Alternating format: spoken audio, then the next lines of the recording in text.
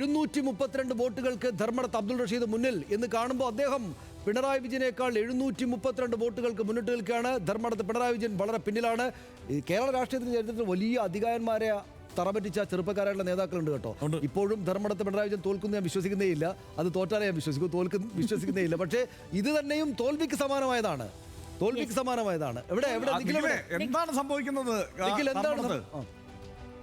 സനീഷ് ഹർഷൻ ഏതായാലും 733 വോട്ടുകൾക്ക് VP Abdul Rasheed ധർമ്മടത്ത് lead ചെയ്യുന്നു. മാത്രമല്ല ചെമ്പിലോട് പഞ്ചായത്ത് LDF ഭരിക്കുന്ന പഞ്ചായത്താണ്. മാത്രമല്ല കഴിഞ്ഞ തവണ 3000-നടുത്ത് വോട്ടിന്റെ ലീഡ് അവിടെ ആ പഞ്ചായത്തിൽ LDF-നുണ്ട്. അവിടെയാണ് ഇപ്പോൾ 733 വോട്ടുകൾക്ക് VP അബ്ദുൾ റഷീദ് ലീഡ് ചെയ്യുന്ന സാഹചര്യം ഉണ്ടായിരിക്കുന്നത് ധർമ്മടത്ത്.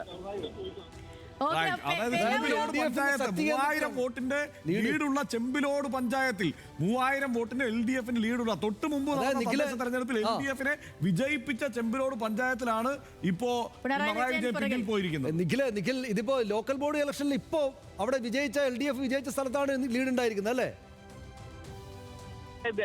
LDF ഇത്തവണയും വിജയിച്ച മണ്ഡലമാണ്. മാത്രമല്ല LDF-ന് വലിയ പ്രതീക്ഷയുള്ള LDF-ന് വലിയ ശക്തിയുള്ള ഒരു കേന്ദ്രമാണ്. അവിടെയാണ് ഈ തുടക്കത്തിൽ ഉള്ളത്. പക്ഷേ ഇത്തവണ UDF അവിടെ ഒരു 1000 വോട്ടുകളോളം തങ്ങൾക്ക് പ്രതീക്ഷിച്ചിരുന്നു എന്നൊരു കാര്യം ഉണ്ടായിരുന്നു. അവിടെ ഒരു മാറ്റം വരുന്നു എന്ന് UDF പറഞ്ഞതാണ്. ആ മാറ്റം യാഥാർത്ഥ്യമാകുന്നു. പക്ഷെ അത് പിണറായി വിജയനെ പിന്നിലാക്കുന്ന വിധത്തിൽ പോകുമെന്ന് UDF കേന്ദ്രങ്ങൾ പോലും പ്രതീക്ഷിച്ചതായിരുന്നില്ല. അവിടേക്ക് പക്ഷേ 733 വോട്ടിന്റെ ലീഡ് VP അബ്ദുൾ റഷീദിന് ലഭിക്കുന്നു ചെമ്പിലോട് പഞ്ചായത്തിൽ. അല്ല, അവിടെ അങ്ങനെയാണെങ്കിൽ ഇപ്പോൾ ഏറ്റവും ശക്തി കേന്ദ്രങ്ങളിൽ ഒന്നിൽ പിന്നിൽ നിൽക്കുകയാണെങ്കിൽ ഇത് മുന്നോട്ട് ഇങ്ങനെ തന്നെ പോകുമോ? ഇനിയുള്ള പഞ്ചായത്തുകൾ ഏതൊക്കെയാണ് വരാനുള്ളത്?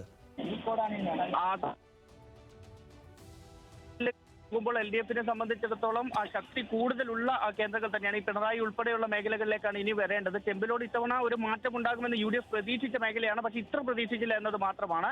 ഇനി പിണറായി ഉൾപ്പെടെയുള്ള മേഖലകളിലേക്കാണ് വോട്ട് എണ്ണി വരേണ്ടത്. അവിടെ എത്തുമ്പോൾ സ്വാഭാവികമായും UDF പിന്നിലേക്ക് പോകേണ്ടതാണ്. കാരണം അത്രത്തോളം LDF-ന്റെ ശക്തി കേന്ദ്രങ്ങളാണ് ഇനി എണ്ണാനുള്ളത്. ചെമ്പിലോട് UDF-ന് ചെറിയ പ്രതീക്ഷ വച്ച പ്രദേശം എന്ന രീതിയിൽ കാണേണ്ടി വരും നമ്മൾ ഈ ഘട്ടത്തിൽ.